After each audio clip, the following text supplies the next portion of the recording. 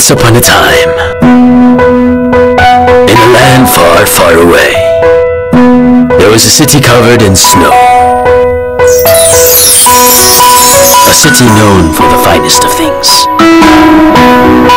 Food.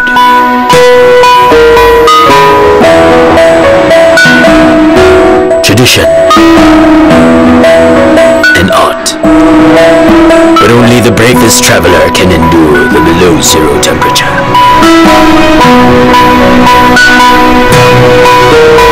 In order to explore this land called Sapporo.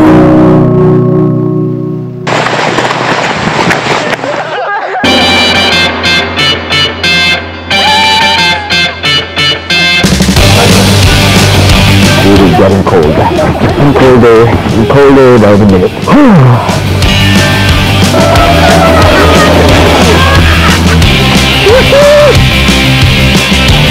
Nakakita ka ng mga Pilipino dito eh. It's a good day to make sushi.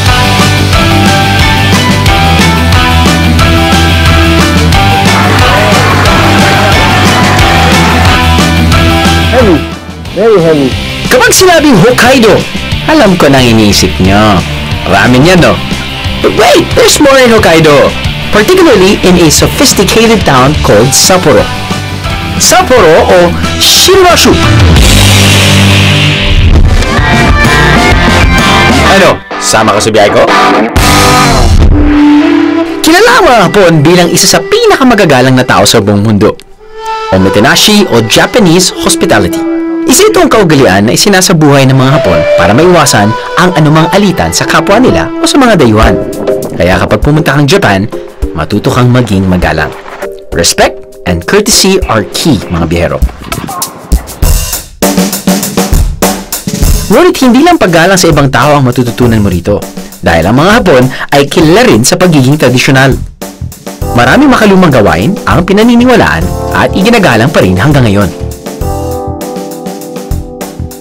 Isa na rito ang pagsusuot ng kimono. Isang uri ng Japanese formal wear ang kimono na kadalasang gawa sa silk. Sinusuot ito sa mga importanteng okasyon, ritual at selebrasyon. Dito sa Sapporo, hindi lang ang mga lokal ang pwedeng makapagsuot nito.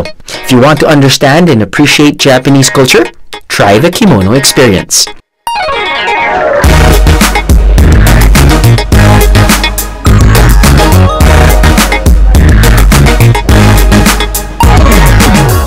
At ito na, ang bagong damit ko.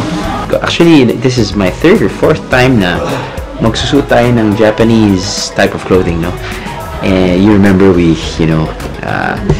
wore pang samurai, pang ninja, pang mataas yata na posisyon. Before, hindi na ako kailangan magtanggal ng damit. Dito parang stricto sila na parang kailangan. Hubad. Buti lang yung aking underwear nandiyan pa din. Pero, lamig-lamig eh. Kaya talaga medyo tight fit. Siguro dito nilang skinny fit. Noong una panahon. So, yung lakad mo talagang kailangan short strides. So, hindi ka pwede mag-squats dito. Hindi ka pwede mag-lunge. Pwede lang. Kaya pala naman sila maglakad. Kaya pala.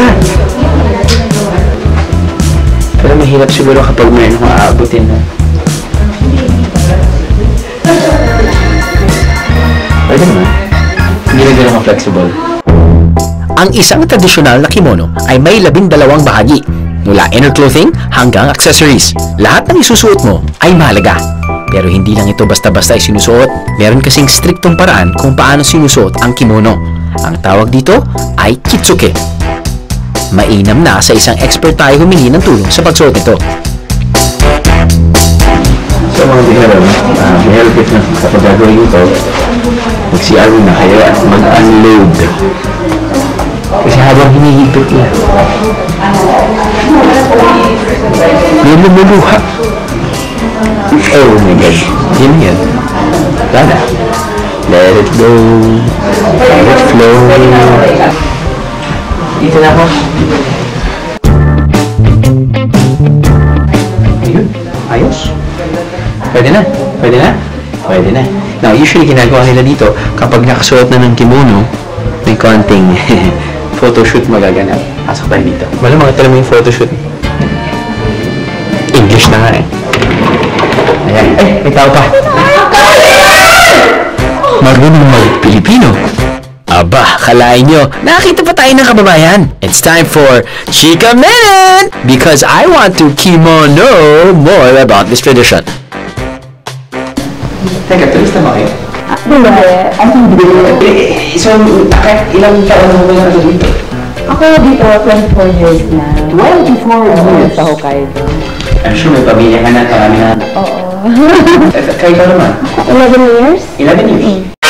Makeup artist sina Jessie at Yang na mahigit isang dekada nang nakatira sa Japan. Sa kanilang paninirahan sa Japan, nakita nila kung paano binibigyang halaga ng mga Hapon ang kanilang tradisyon. Gano'n ka-importante yung pagsuot ng kimono sa mga Kadalasan kasi, limbawa, pagka merong mga malaking event, basta malalaking party, nagsusuot sila ng traditional talagang kimono ang sinusuot ng mga Hapon kadalasan. Yung mga marunong magsuot kasi hindi ganun kadali magsuot nito. I heard na yung preparation ng pagsuot ng kimono medyo wild. Gano'n katagal ba? Maybe 30 minutes. Bakit sila matagal? Kasi maabot sa loob. Kasi pagka nagsuot ka ng kimono, kailangan flat siya dito.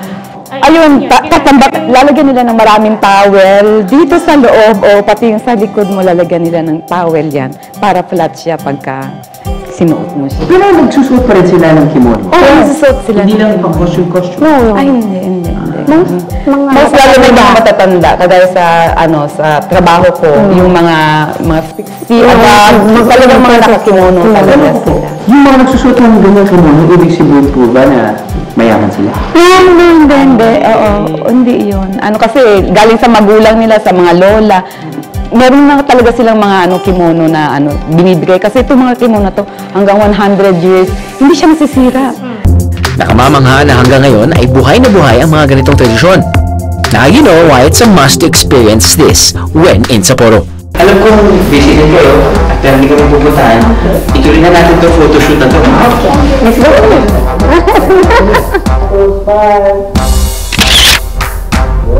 Ihanda ang mga tiyan dahil sasabak tayo sa matinding kainan. Dahil hindi lang tiyan nyo ang matutuwa, pati mata nyo mabubusog. This is small size. What's the big size? Ano ba naman Ano? Sama ka sa biyahe ko? Ano? Sama ka sa biyahe ko?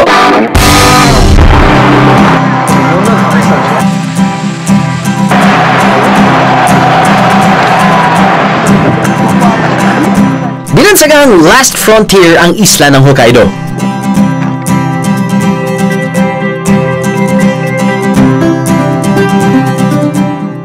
Nananatili pa rin kasing malago ang kanilang kagubatan at kabundukan.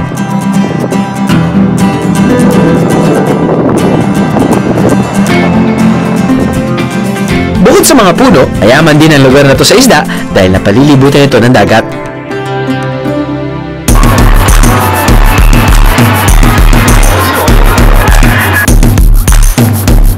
Ang pangingisda ay isa sa kinabubuhay ng mga taga rito.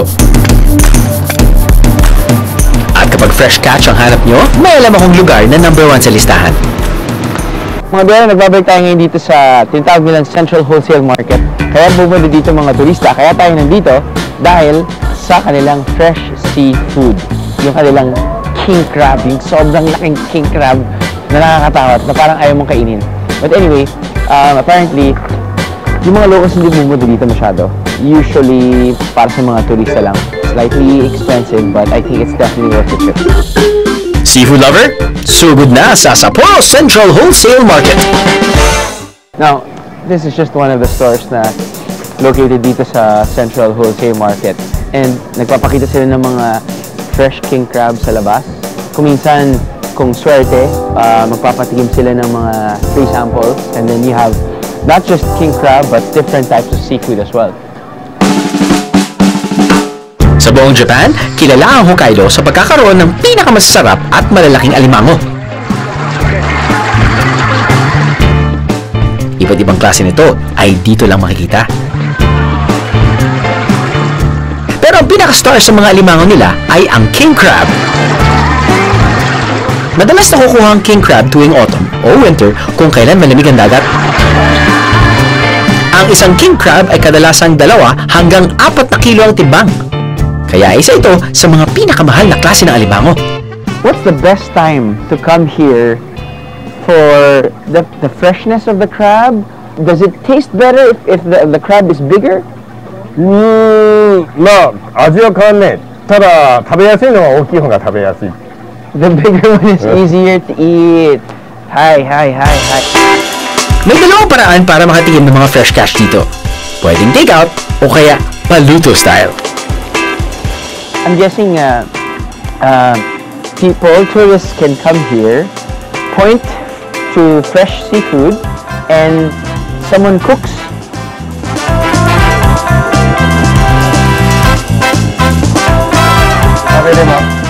Yes. Okay. Also.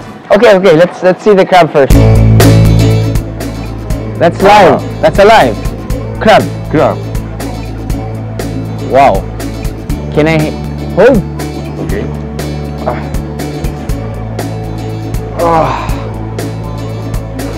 Heavy.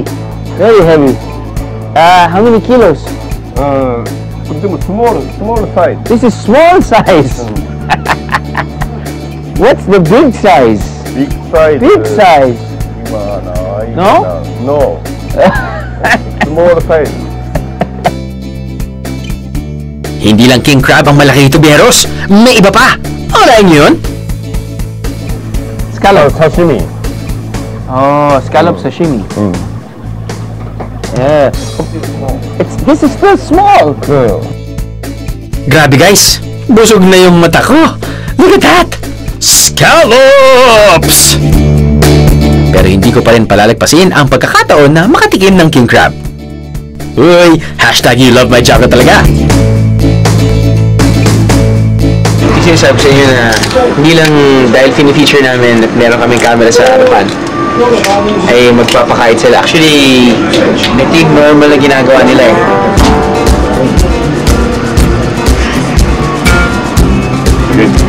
Okay. Not okay. Okay. Oishi. Oishi.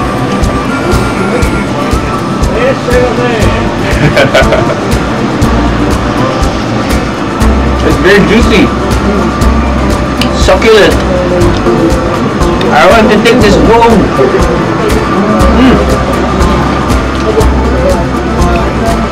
Perfect with sake. Hindi makamove on sa seafood.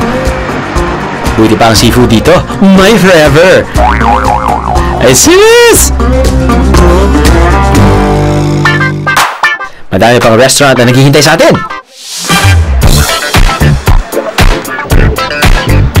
So, nandito tayo sa restaurant katabi ng pinuntahan nating supermarket, seafood supermarket kanina. And they have this great selection of different sashimi or raw seafood on top of rice. We call it donburi.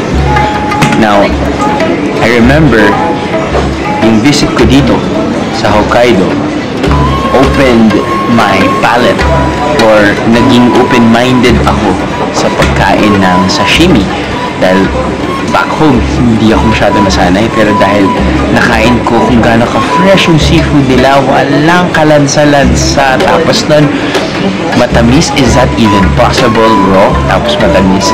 I'm sure yung mga sashimi eaters would definitely understand. Ayan na. Ito na to. This is it. Soy sauce. Just the right amount. Okay.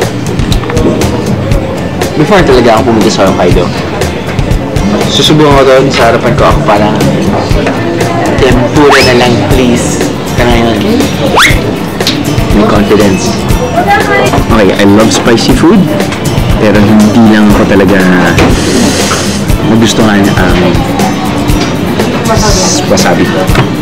Alam mo eh. Ano ba yan? Ano ba kaya ng broth? Beautiful. Sarap. Scallops.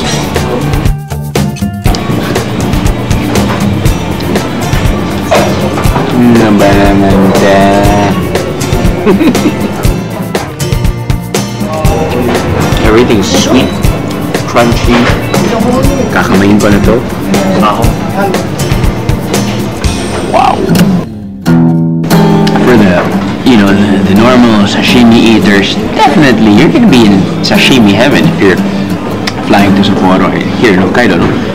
Pero sa mga hindi pa nakakasubok, yung mga tipong hindi ako kumakain ng hindi lutong pagkain, please lang, subukan nyo to.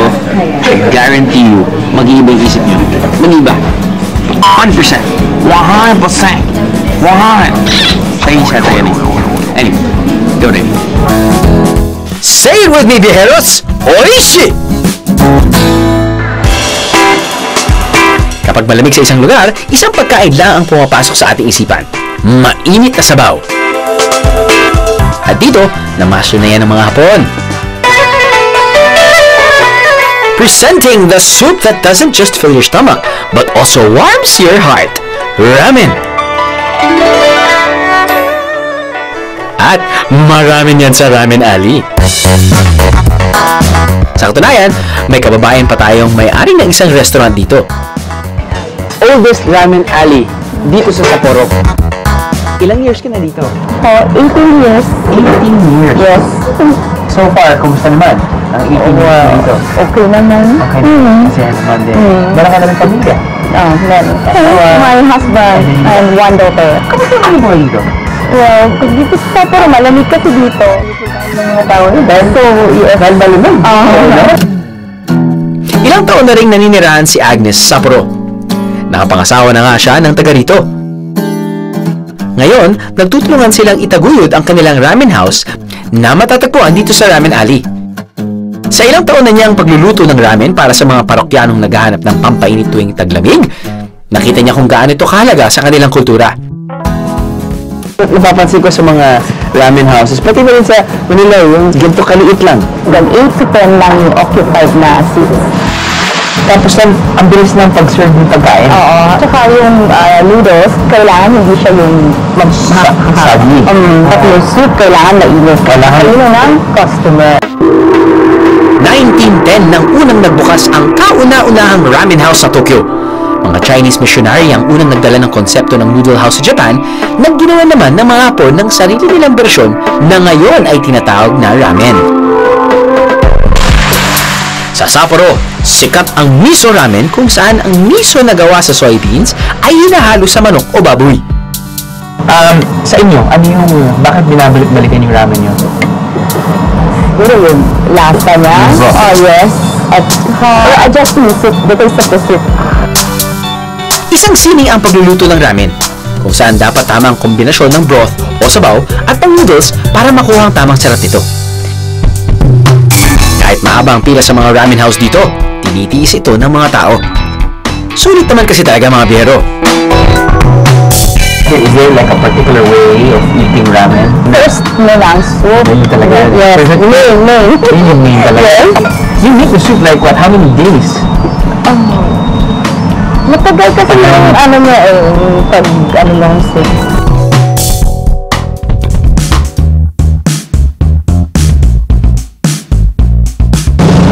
Ang realization ko is that I'm happy na medyo ang dami na rin ramen places sa Pilipinas na you don't really have to go to different countries or even somewhere to achieve this type of ramen. But the thing is,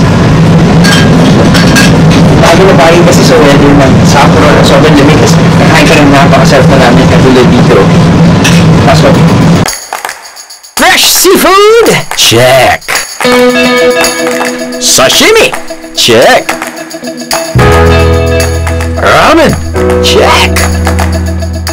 Ano pa nga ba ang kulang sa ating must-try Japanese food? Medyo formal itong susunod nating pupuntahan. So, I will try to be at my best behavior.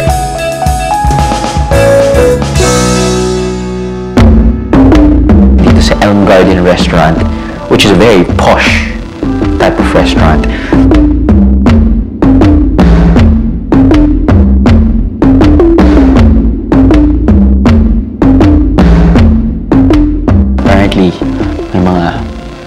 high-profile personalities pumupunta dito because of really nice food, because how the servers do their jobs, and also because of the ambiance inside and outside. Pag nakikita nyo dito, maganda yung garden. And apparently, on my right side is, I guess, an ice restaurant. Na during winter time, parang masusarap yata nasa loob ka na medyo mainit. The Kaiseki Japanese cuisine is known for its meticulous preparation and beautiful presentation. Medyo naguluhan lang ako dahil ang daming klaseng pagkain sa harapan ko eh. Of course, this is your classic example of, you know, how they serve the bento box. Maraming variety. You have your appetizer, you have your bento box na parang gusto kong mag-tic-tac-toe. Meron siyang 9 types of dishes, and you have your rice and your soup.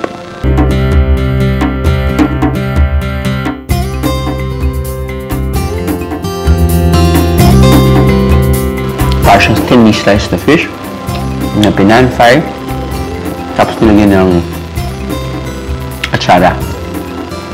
Pero hindi masyadong strong yung atsara. Saktong asim at tamis lang. Seems to me this is grilled fish. Put some soy sauce. Wow. I don't know whether seafood talaga. It's just so fresh. Parang wala akong malasang lansa. Octopus tentacles. Wow!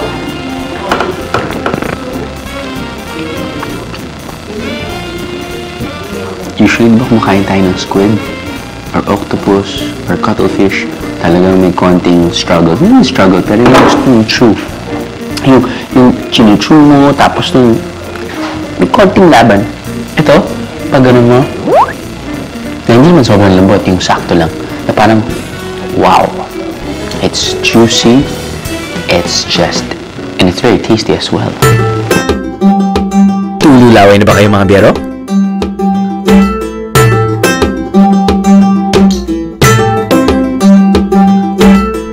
Sa maraming choices na main dish, marami rin pagpipilian pagdating sa kanilang dessert. So, part of the set meal of the Shokkado Bento Kaiseki is their dessert. And kung nandito lang yung asawa ko, nung pinapili ako kung anong gusto ko, pipili niya lahat. But apparently, hindi ganun yung sistema nila dito sa Japan. You can probably choose 2 or 3.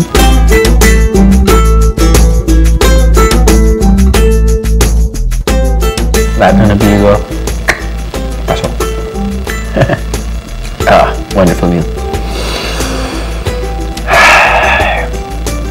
Kulang na lang pamilya ko. I'm working for you.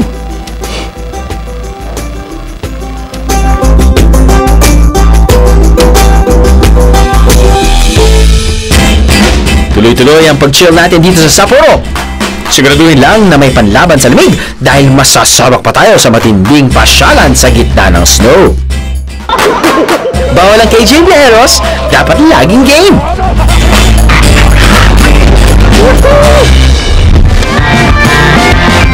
Ano? Sama ka sa biyahe ko?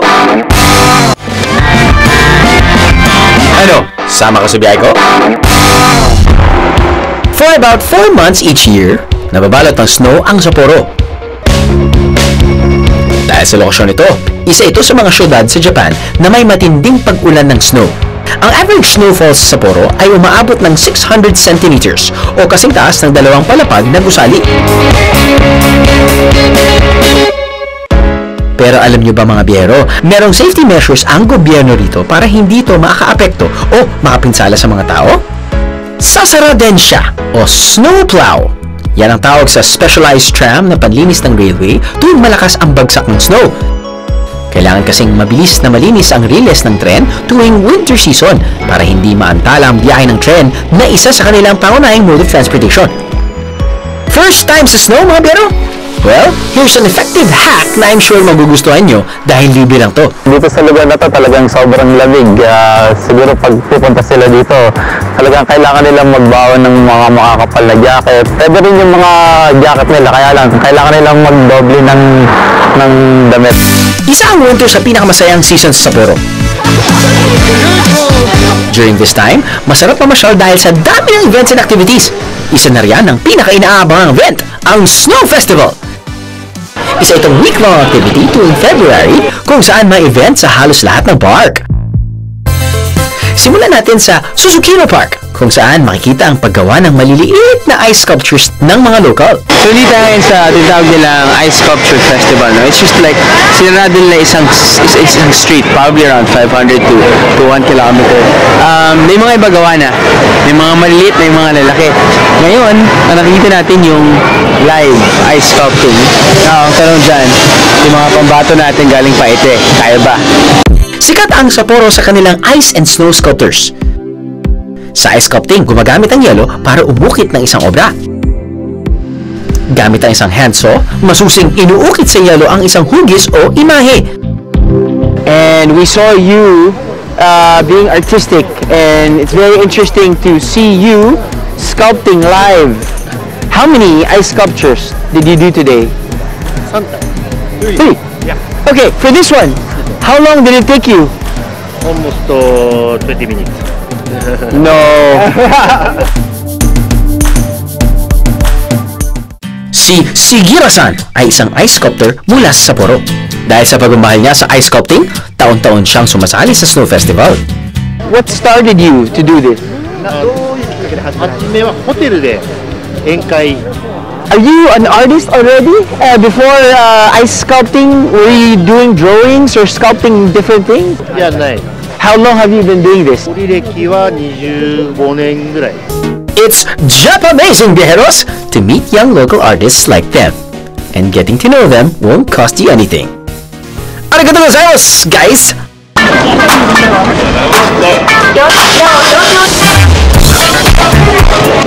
Ayun, maganda. Ayun, panalo. So, hindi lang mga ice sculptures. Parang aquarium na frozen. Galing. Nice idea. Nakakita ko ng mga Pilipino dito. Ano pangalan mo? Chim. Chim. Yup. Your mom and dad? Yes. Hi, mom and dad. Ano pong pangalan nyo? Nisito. Nisito. Evelyn. Evelyn.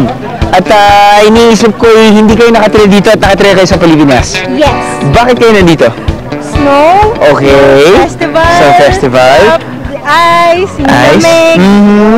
So, sa susunod na Snow Festival, which is probably 2018, subukan niyong magsuot ng kapal na medyas at boots. Galing kasi kami sa airport, dinabala namin yung gamit namin, at susuot ko rubber shoes. Manipis sa socks. Hindi ko maramdaman yung paa ko. Ay pila, sa slide para sa mga bata. Wala na ako kasamang bata. Ako na lang. Promise Primo, pag laki ka na, sama ka ni Papa.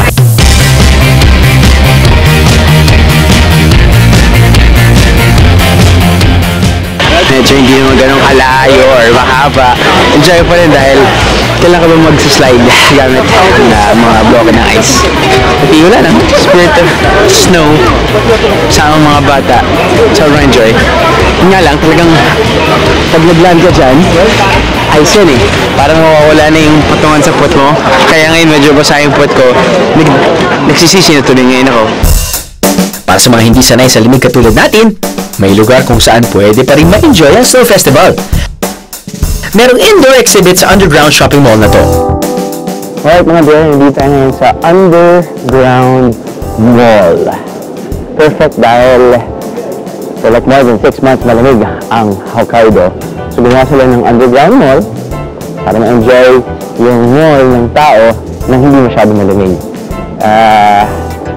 Ang okay din dyan, ang underground walkway ay connected sa mga subways. Kung suswertihin ka, baka makakita ka rin ng ganito.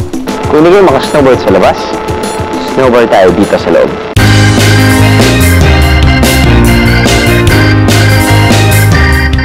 So syempre hindi naman siya actual snowboarding experience. kahit nakapaa ka at isipin mo may grip dahil galing sa lamig yung paa mo, so may moisture. So pag may konting moisture lang, kahit na medyo konting gritty yung texture ng board, dudulas ka. But the actual snowboarding is way better. And you've got the views as well. And you don't fall dyan sa kutsyon, you fall on the snow. Mula sa maliliit na mga ice sculptures sa Susukino Park, dito naman tayo sa Big Snow Sculptures! Inaabangan kada taon sa Snow Festival ang malalaking sculpture na to sa Odori Park. Dahil kasing laki lang naman ng 5 palapag na gusali ang inyong makikita. Pero hindi lang mga Hapon at turista ang nag-aabang ng Snow Festival sa Sapporo. Muna, parating nakakatawang makakita ng Pilipinas sa ibang bansa. Okay, nandito tayo ngayon sa Snow Festival and I believe every year may Snow Festival dito. Ano yung rason nyo kung bakit nabibisita nyo o nadadaanan nyo yung Snow Festival? Actually, itong na to, itong Snow Festival is one of the main event dito sa Sapporo. Ito talaga. Every year yan? Every year. Noong 1950, nagsimula yung mga high school student. Okay. Nagtayo sila ng figures. Nagtayo sila, tapos marami nagpunta ng mga manonood. Kaya parang naisip nila na sales product nila yellow eh. Kaya taon-taon ginawa na nila. Ngayon nagba 68 year na ng Sapporo Winter Festival. 68 years! At sigurado, patuloy pa rin yan. Tapos, lately nga, parang may na-improve na siya. Alam mo ba dati, yung mga figures na yan, wala siyang light. Ngayon, may light, may sound. Siguro talaga. Ilang araw po yung Snow Festival? 1 week. Ano yung second week ng February? Sa inyong experience, ano yung makikita dito sa Snow Festival sa mga hindi pa nakakapunta dito mga Pinoy? Iba. Oo. Natutuwa ka talaga. Kasi, yun na nga, iba-ibang kasi sculpture ang Sculpture, iba-iba. Pati malalaki. Oo. Sigurado mag-i-enjoy yung mga Pilipino dito. Bakit? Bakit? Dito, malamig. Malamig? Baka sobrang malamig na. Alam mo, hindi tayo, nakakilala ka ng 5 minutes, pero parang close na close na tayo tatlo. Malamig. Kasi gumawa ng halo-halo araw-araw. Pero naisip ko lang din, bilib na ako sa inyo, parang normal na sa inyo, no? Yung lamig? Hindi rin. Ha? Hindi na ako hindi ako. Pasanayan lang. Gano'ng katagal na po ba kayo dito? Ako, 8 years na ako dito sa Sapporo. 8 years? Ano po yung trabaho mo dito? Ito yung engineer ako dito sa Sapporo. IT engineer. Ikaw naman, Mika? 19? 19 years? Yeah. Oo. Ano po yung trabaho mo? Ano ginagawa niyo for 19 years? Bantay ng bata. Bantay ng bata. Pwede sa bahay. Trabaho din yan, ha? Matrabaho yun. Bilis din ang bahay.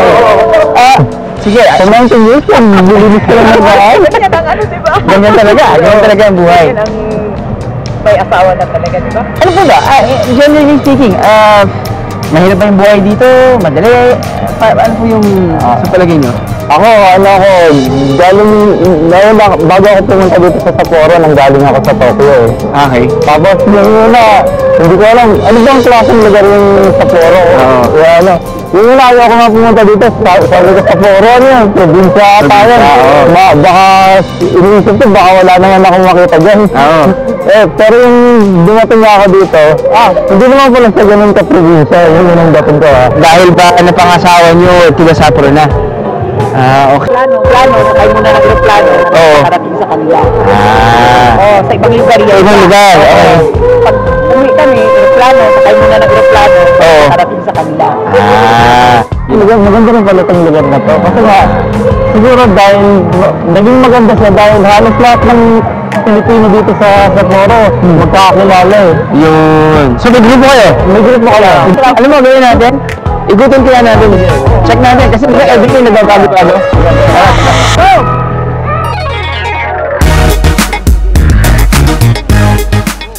Ang snow sculpture event sa Odori Park ay umaabot ng 1.5 kilometers ang haba at nahahati sa 12 areas. And take note, walang entrance fee dito mga bero. Ang saya-saya!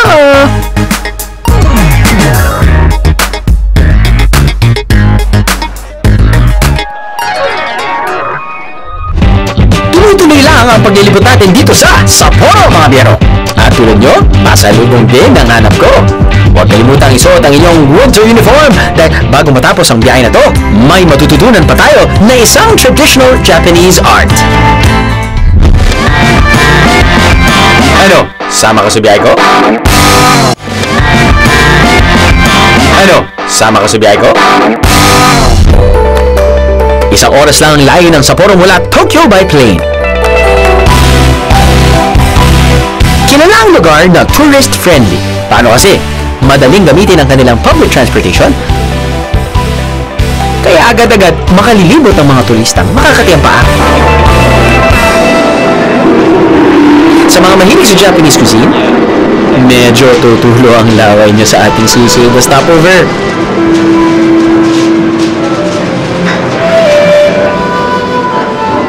Kyo wa niguru ni wa ihida. That's right mga biyero. It's a good day to make sushi. So, nandito tayo ngayon sa isang sushi restaurant kung saan kasama ko ang kanilang master chef. Tawag sa kanya ay Oyakata. Oyakata? Good afternoon. Si Oyakata magtuturo ng different types of sushi. Ang paggawa ng sushi ay isang traditional na paraan ng pag-serve ng pagkain para mapanatiling fresh ang isda. Binabalutan ng isda ng kanin at asin para ma-ferment ito. Para sa mga Hapon, may tuturing na sining ang paggawa ng sushi dahil bukod sa lasa, importante rin ang presentasyon. Para maging isang ganap na sushi chef, kailangan ng masusing pag-aaral. Papakitaan ko kayo ng aking newfound skill. Ito na ang sushi sa kagutuman. May bowl of water kung saan facial wash ka, hindi lang wala. Hugasin mo lang yung kamay mo para pagdampot mo ng kanin or Japanese rice, hindi didikit sa kamay mo. Okay? Now, kailangan umabot sa exactly 20 grams of rice. At meron tayong weighing scale. Kulang ng 5 grams. Pagkatapos makuha ang tamang timbang, pwede nang ilagay ang isda. So meron tayong rice, more or less 20 grams, okay, 519. Pero medyo dumidikit sa kamay ko, so nagiging 18.5 na lang siya. But anyway, using my left hand, kinuha ko yung slice of tuna, okay, or slice of fish. But specifically now, gagawin natin kasi tuna, sushi. So, nilagay ko dito sa left hand ko, at kumuha lang ako ng konting katiting na wasabi. So, sinabi niya, ilagay ko daw sa gitna. Sa Sapporo, sikat sa mga turista ang sushi making class. Sa loob ng isang oras, mararanasan yung maging sushi chef apprentice tulad ko. Yung last few steps kasi yung parang pang-korte. Pinakorte ko dito, iniikot ko ganyan, ganyan. So, top, bottom, and then the sides. And then, you place it on the dish. Up. This is it. Nakala ko dati taho. Sago pala. Okay. Alright, we're done. Such a pro sushi chef. Oishi. Hindi ko po nga titigman pero hey, looks wishy to me. Time to taste the fruits of my labor. Siyempre, may iba pang titikman. Napagod ako Lagyan natin ng konting papakilig.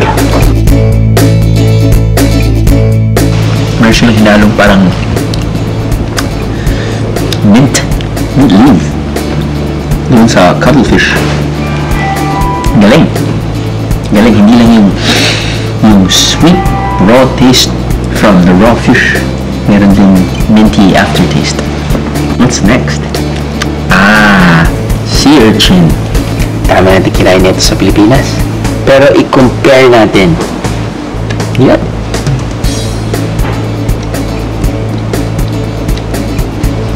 Okay. Sobra kasi ako sanay kumain ng sea urchin, as in, mula sa dagat. So, nalalasahan ko alat. Ito, ganun din. Matamis. Matamis ba yung tubig alat nila dito? Okay, if you're gonna be alone, if you're gonna purchase this and you're gonna consume it by yourself, might be a bit pricey, but sometimes hey, you just wanna splurge. Pero kapag kasama mo, asawa mo, girlfriend, boyfriend, barkada, the more the merrier. Paghati-hatian, the best. Basta always remember, you come here to Sapporo, hey, you get the freshest seafood on the planet. Diba? Don't you think you wanna splurge a little bit? I think.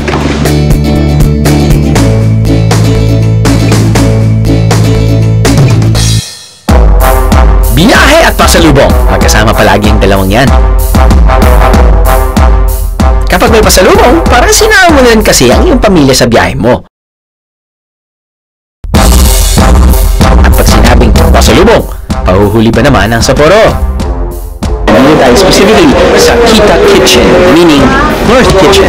Now, Kita Kitchen, most of their products, or hindi most, probably all, are made in Sapporo. Okay? And it's perfect, syempre. Bibisita ka sa Sapporo, gusto mo nang mag-uwi ng mga produktong galing Sapporo.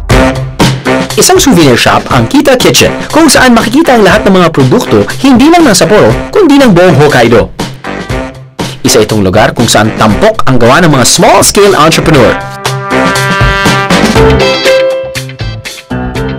Madalas na naghahanap ng mga Hokkaido-made product ang may-ari nito, kaya palaging bago ang makikita nyo rito.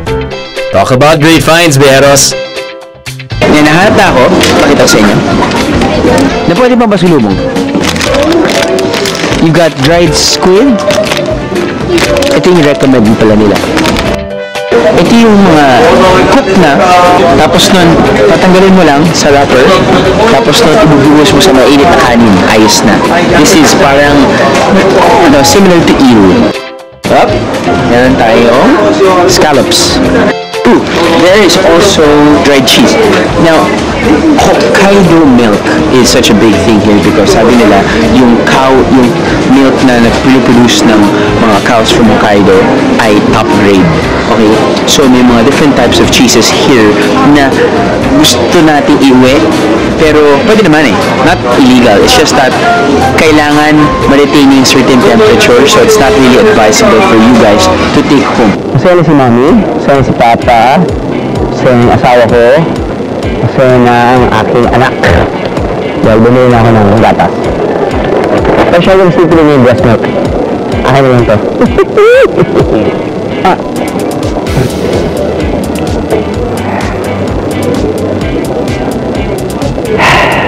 You know, lactose intolerant naman ako, pero ang tigas lang ng ulo ko minsan dahil ang sarap kasi ng gatas. At natin po yung skipping. Oh, it's good. Very creamy. Yari ako na nga. Yari nga kasungan ko lang sa van.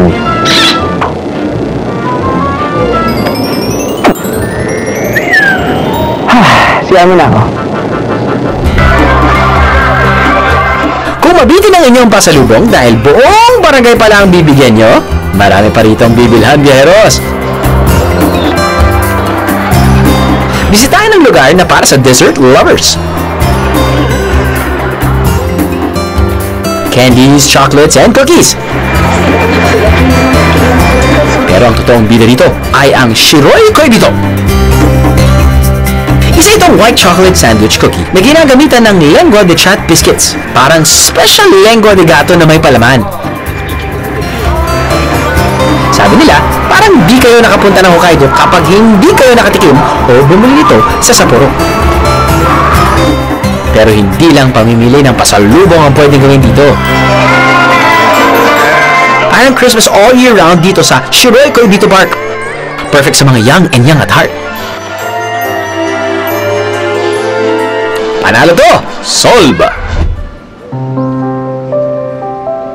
Pagkatapos ng malayong paglalakbay, sa wakas, nakita ko na rin ang solusyon sa matinding init.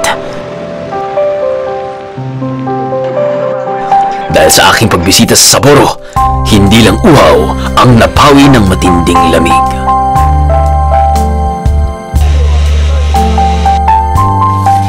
Nalaman ko na rin na ang lugar na ito ay hindi lang basta bayan na nababalot ng yelo.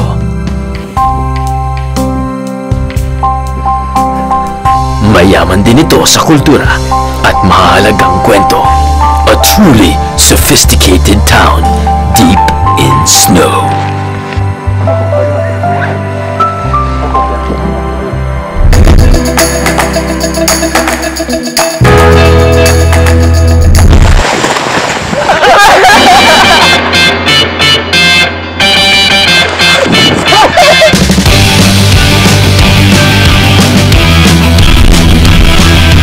You want to help me here? Hold on! Nagasaki, Hulikatsaki. Very good.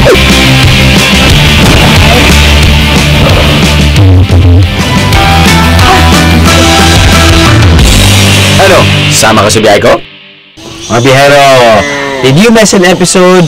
Or should I say, bitin ba kayo sa episode na yun? Don't you worry.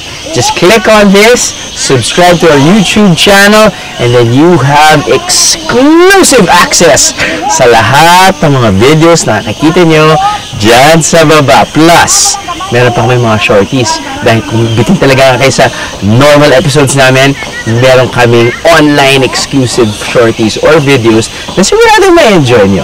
Ayos na? Subscribe na dito. Just click! Click! Huwag mo na akong i-pinch. Just click!